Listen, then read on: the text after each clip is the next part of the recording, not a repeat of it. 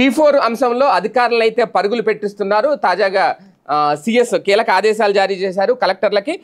బంగారు కుటుంబాలు అలాగే మార్గదర్శనలు స్వచ్ఛందంగా ముందుకొచ్చి దత్తత తీసుకోవాలి అనేది ప్రభుత్వ ఉద్దేశం. ఈ విషయంలో ఎవరిని బలవంతం చేయొద్దు అంటూ ప్రభుత్వ ప్రధాన కార్యదర్శి కె విజయానంద్ జిల్లా కలెక్టర్లకు స్పష్టం చేశారు. ఇదే నేపథ్యంలో బంగారు కుటుంబాల అవసరాలకు సంబంధించిన నీడ్ అసెస్మెంట్ సర్వేను కూడా 2 రోజుల్లో పూర్తి చేయాలి అనేది అధికారులు ఆదేశించారు. ఆల్రెడీ ఈ సర్వే ఎప్పటి నుంచో జరుగుతోంది. కొన్ని ప్రాంతాల్లో పూర్తయిపోయిందని కూడా చెప్పారు. కానీ ఇక్కడ ఇంకా పూర్తి కాలేదు అనేది సీఎస్ చెప్తున్నమాట.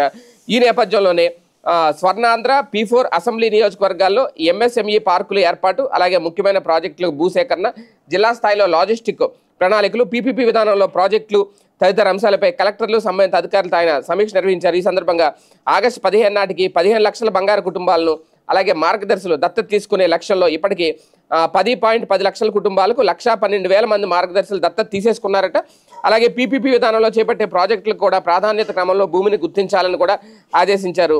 ఏది ఏమైనా ఇప్పుడు ఇంకా అధికారులు అయితే పరుగులు తీయాల్సిన అవసరం అయితే ఉంది. ఎందుకంటే ఇక సమయం మించిపోతోంది. ఆగస్టు 15వ తేదీ. అలాగే సర్వే కూడా త్వరగా పూర్తి చేయాలి అనేది ఇప్పటికే దీన్ని సచివాలయ ఉద్యోగులు ఆల్రెడీ ఎప్పటి నుంచి సర్వే అయితే చేస్తున్నారు.